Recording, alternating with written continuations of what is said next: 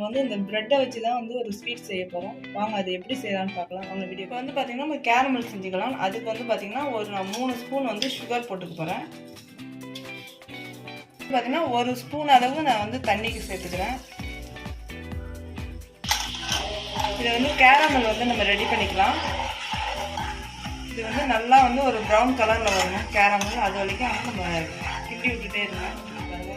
Caramel வந்து நல்லா ஒரு ப்ரௌன் கலரில் வந்துச்சு. இப்போ வந்து பார்த்தீங்கன்னா விட்டுருக்குறேன். இதில் வந்து ஆல்ரெடி சுகர் இருக்குது.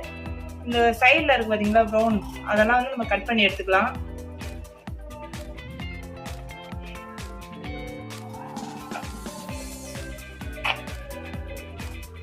சின்ன சின்னதாக கட் பண்ணிக்கலாம். இதை வந்து ஒரு மிக்ஸி ஜாரில் போட்டுக்கலாம்.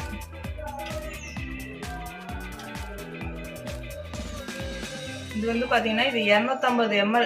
அதில் வந்து பார்த்தீங்கன்னா நான் ஒரு 3/4 கப்பு வந்து காய்ச்சின பால் வந்து நான் ஊற்றிக்கிறேன்.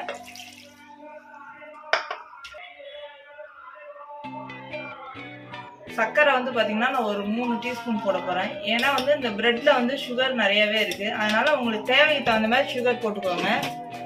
இதில் வந்து 3 முட்டை உடச்சி ஊற்றிக்கலாம். பார்த்தீங்கன்னா வெண்ணிலா எசன்ஸ் ஊற்றிக்கிறேன். உங்கள் எசன்ஸ் இல்லைன்னா நீங்கள் ஏலக்காய் போட்டுக்கலாம். அதை ஊற்றிக்கலாம். பாருங்கள் நம்ம கேரமல் வந்து நல்லாவே செட் ஆகிடுச்சு. இப்போ அரைச்சி வச்சுருக்கிறத வந்து நம்ம இதில் ஊற்றிக்கலாம்.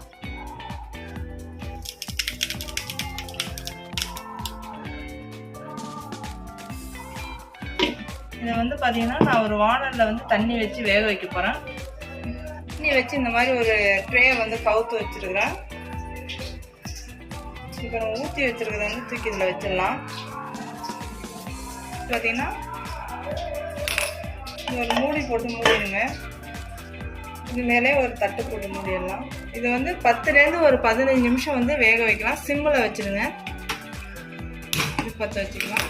ஒரு 15 நிமிஷம் ஆகும். வந்து பார்த்தீங்கன்னா நம்ம அந்த ப்ரெட்டை வச்சு அந்த ஸ்வீட் செஞ்சு பார்த்தீங்கன்னா ரெடி ஆகிடுச்சு பாருங்க. கத்தியில் ஒட்டவே இல்லை. நம்ம இதை வந்து ஒரு பிளேட்டில் வந்து மாற்றிக்கலாம்.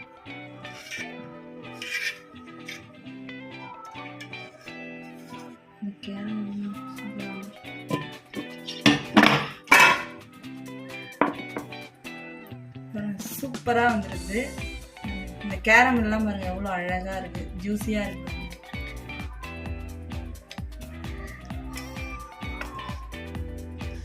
சூப்பரான இந்த ப்ரெட்டில் செஞ்ச ஸ்வீட் பாருங்க.